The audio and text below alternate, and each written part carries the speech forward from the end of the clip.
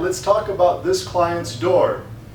This is a 4.5-foot wide metal pivot door with 2 full view side lights. The glass in the side lights is frosted. The powder coating on this is a architectural bronze, which is the same finish that's used on the door length round pull. The lock was a custom lock provided by the client. We prepared the door and installed it so the door will ship out with a lock ready to be used.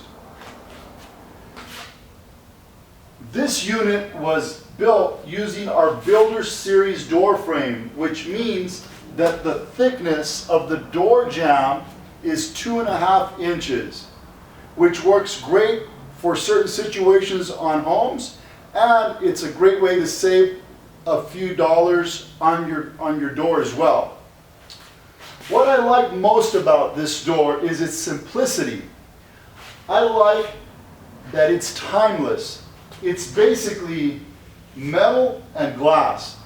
I also like this because it's the modern day replacement for a set of double doors. If you'd like to discuss having a door like this on your home, please fill out the contact form and we'll get back to you. Thank you very much.